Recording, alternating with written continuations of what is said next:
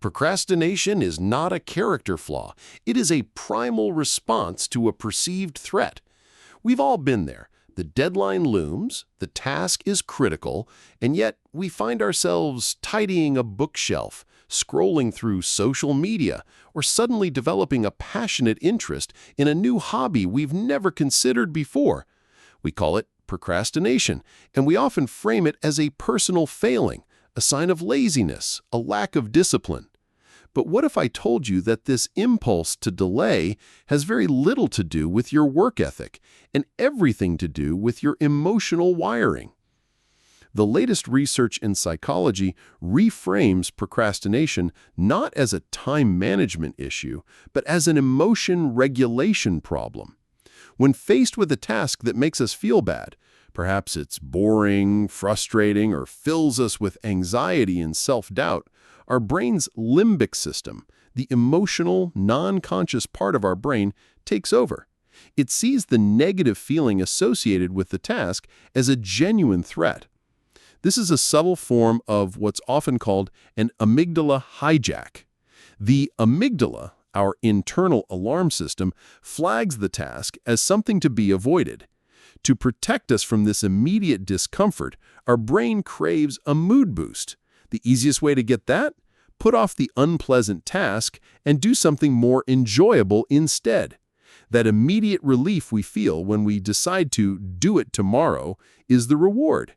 We have successfully avoided the negative feeling, and our brain learns that procrastination is an effective, albeit temporary, coping mechanism.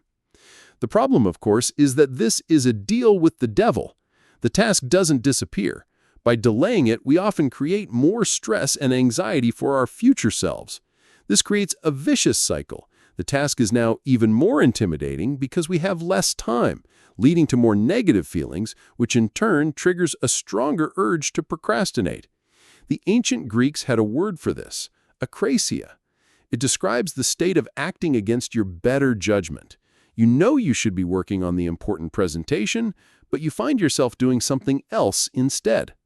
This isn't a modern problem. It's a fundamental conflict within the human brain between our present self and our future self. The present self wants immediate gratification and comfort, while the future self is left to deal with the consequences. So, how do we break this cycle? The answer isn't to simply try harder or to use brute force. That only increases the pressure and the negative feelings.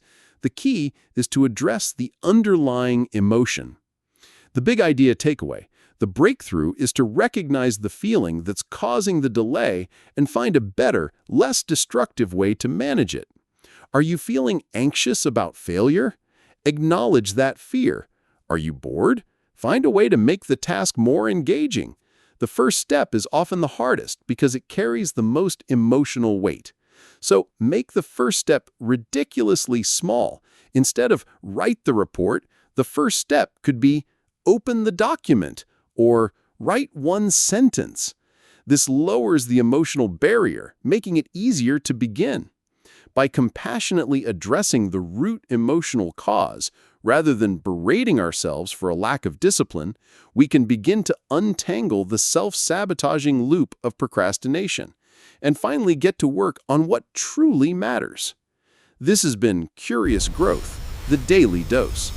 Join us tomorrow as we continue to explore the ideas that shape our lives.